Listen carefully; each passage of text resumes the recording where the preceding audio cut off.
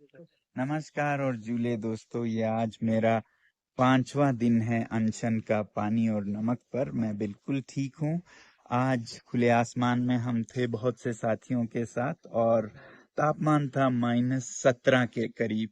और ऐसे में आप देख रहे हैं ये जो गिलास का पानी है ये न सिर्फ जमा है बल्कि फूल के ऊपर आया है, मगर ये बिल्कुल नहीं जमा है क्योंकि ये अल्कोहल है और अल्कोहल का जमने का तापमान है -114 और पानी का 0 डिग्रीज।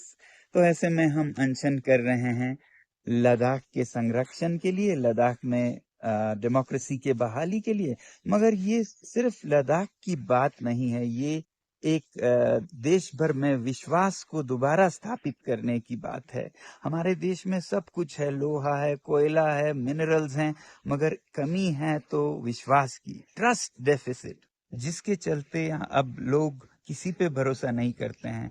जनता नेताओं पर भरोसा नहीं करती, नेता अपने साथियों पर भरोसा नहीं करती और इलेक्शन प्रोसेस पर ही अब विश्वास उठ रहा है, इलेक्ट्रॉनिक वोटिंग मशीन्स पे विश्वास उठ रहा है। और ऐसे में फिर नेताओं से सीख के लोग भी फिर बिजनेसेस में भरोसा नहीं करते हैं, वादे तोड़ देते हैं। तो लद्दाख के साथ भी कुछ ऐसा ही हुआ। 2019 में हमसे वादा किया गया सरकार ने इलेक्शन मैनिफेस्टोज में खुलेआम लिख के कि लद्दाख को 6वें शेड्यूल में संरक्षण दिया जाएगा। और ये मैनिफेस्टो सिर्फ जुबानी नहीं थे, ये लिखित में आप देख रहे हैं उनकी तरफ से वादे जो लिखित में थे। और 2020 तक फिर वो भूल गए ये वादा। फिर जब दूसरा चुनाव आया हिल काउंसिल का, तो लोगों ने यहाँ पर कहा कि हम चुनाव में हिस्सा ही नहीं लेंगे अगर इस तरह से होता है, तो उन्होंने बॉयकॉट करने का फैसला हुआ।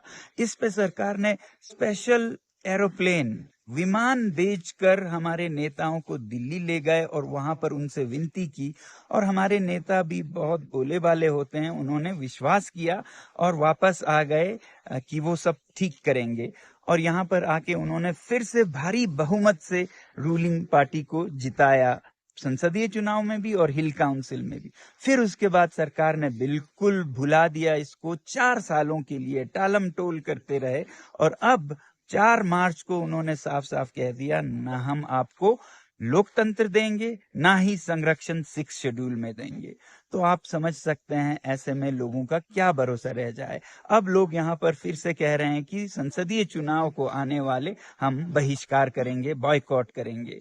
मगर ये सिर्फ लद्दाख की बात नहीं है, पूरे देश की बात है। अगर इलेक्शन मैनिफेस्टोस के साथ यही हाल होता रहा तो लद्दाख एक उदाहरण बन जाएगा हर नेता के लिए कि कोई भी वादा कर लो, कोई जरूरत नहीं है पूरा करने की। मगर अगर लद्दाख के लोगों ने किसी तरह सरकार से ये मनवाया कि वो वादे पूरा करे, तो फिर एक अच्छा उदाहरण बनेगा 50 साल तक की जो नेता वादे करते हैं उन्हें हमें पूरा करवाने का भी साधन है। तो लद्दाख का ये जो आंदोलन है बहुत ही क्रूशियल है ट्रस्ट डेफिसिट को खत्म करने के लिए भारत में।